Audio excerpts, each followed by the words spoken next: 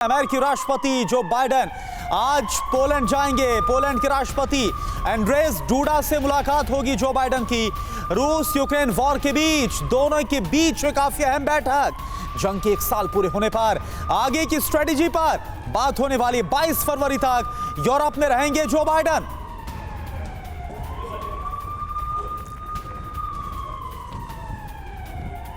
आइए अमेरिकी राष्ट्रपति जो बाइडेन के पोलैंड से जुड़ी और डिटेल आपको विस्तार से समझाते हैं। पोलैंड में बाइडेन होंगे तो सरगर्मी तेज है। वॉर में क्या मेगा टर्न आएगा? अमेरिकी राष्ट्रपति 20 से 22 फरवरी तक पोलैंड में होंगे।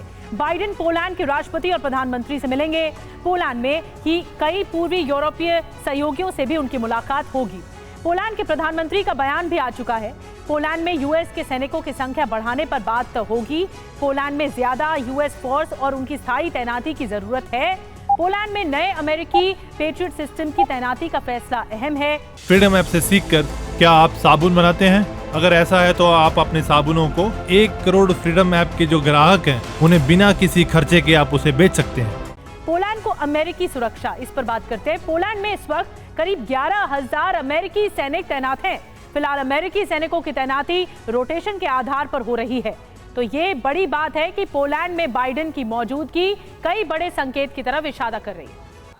बिल्कुल निधि, और पहला संकेत ही यही है कि इससे तनाव बढ़ेगा, जंग के आसार बढ़ेंगे। इसीलिए यह बात हो रही कि क्या जंग होगी, प्रचंड होगी। जी हां, 1 साल पूरा होने जा रहा है इस युद्ध को और 23 तारीख और 24 तारीख को दिन भर TV9 भारतवर्ष जंग से जुड़ी, इस तनाव से जुड़ी एक ही खबर आप तक पहुंचाएगा। तो आइए अब समझते हैं कि कैसे यूरोप की सुरक्षा अमेरिका के भरोसे अब टिक गई है और रशियन खौफ ने कैसे पूरे इलाके के सैन्य समीकरण को बदल कर रख दिया है। इसको भी समझना बेहद जरूरी है कि अब कैसे समीकरण है, कैसे इक्वेशन है।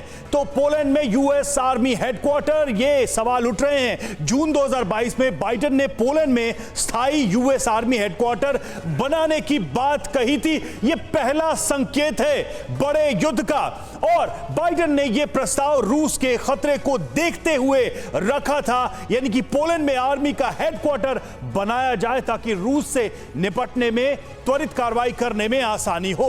तो 3 बड़े सवाल यहां पर उठ रहे हैं। उन 3 सवालों का हम जिक्र करेंगे। सवाल नंबर 1, पहला सवाल, पोलैंड में अमेरिकी सैन्य हेडक्वार्टर को क्या पुतिन कबूल कर पाएंगे? क्योंकि पुतिन तो इस मामले में बहुत ही सख्त रहे हैं शुरू से ही। नंबर 2, क्या पूर्वी यूरोप की सुरक्षा अब अमेरिकी रहमो करम पर होगी, यानी पूरी तरीके से अमेरिका पर अब यूरोप की सुरक्षा निर्भर करेगी? नंबर 3, क्या अमेरिका को यूरोप पर रशियन खौफ का लाभ मिल रहा है? वही बात कि क्या इसमें अमेरिका अपने बिजनेस इंटरेस्ट को सर्व कर रहा है? जितना यूरोप डरेगा यूएस का खजाना उतना भरेगा। क्या यह बात सही साबित हो रही है? हमारे साथ तमाम मेहमान भी जुड़े हुए। सबसे पहले आपका परिचय हम उन मेहमानों से करा दें। हमारे साथ है मेजर जनरल संजय सोई, डिफेंस एक्सपर्ट, और प्रोफेसर संजय भारद्वाज हमारे साथ फॉरेन एक्सपर्ट जुड़े हुए हैं। नेवल कमांडर अशोक बिजलवान हमारे साथ जुड़े हुए हैं और कर्नल यूएस राठौर हमारे साथ जुड़े हुए हैं। सोई सर, बात वही, ये जो हेडक्वार्टर बनेगा पोलैंड में, ये जो एक सेंटर बन रहा है, क्या यूरोप के डर की वजह से बन रहा है? और ये डर जितना बढ़ेगा, बाइडेन का, यूएस का, अंकल सैम का खजाना क्या उतना भरेगा? नहीं, बिल्कुल रवि, बिल्कुल ठीक बात कह रहे हो आप कि जो नेटो देश 2 साल पहले अलग हो रहे थे, जर्मनी खड़ा हो रहा था, फ्रांस खड़ा हो रहा था, अमेरिका एक कह रहे थे कि नेटो क्यों है, रशिया इतना कमजोर है, खतरा नहीं है।